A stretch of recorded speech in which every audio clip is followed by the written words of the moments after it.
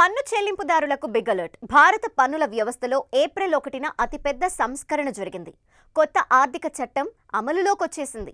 Pan, ఆదాయపు పన్ను రిటర్న్లు దాఖలు చేయటం, విదేశీ ఖర్చులకు సంబంధించిన నిబంధనలలో భారీగా మార్పులు చేసింది.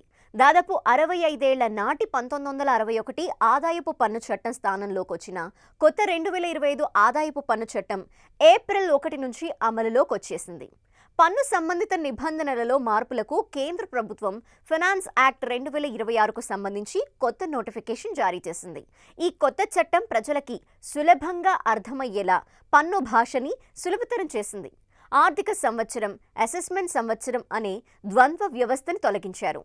ఏప్రిల్ 1వ తేదీ నుంచి కేవలం పన్ను సంవత్సరం మాత్రమే పరిగణిస్తారు. అంటే ఆదాయం ఏ సంవత్సరంలో సంపాదించారో అదే సంవత్సరంలో దానిపై పన్ను విధిస్తారు అన్నమాట.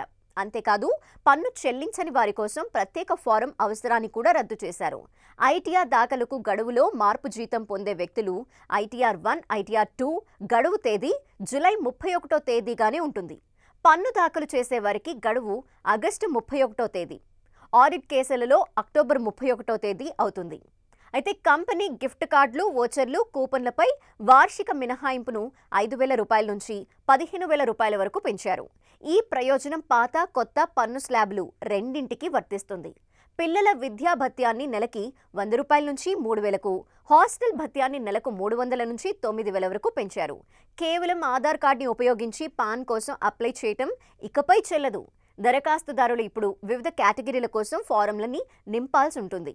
వ్యక్తుల కోసం ఫారం 93, కంపెనీల కోసం ఫారం 94, విదేశీ వ్యక్తుల కోసం ఫారం 95, విదేశీ సంస్థల కోసం ఫారం 96 నింపాల్సి ఉంటుంది.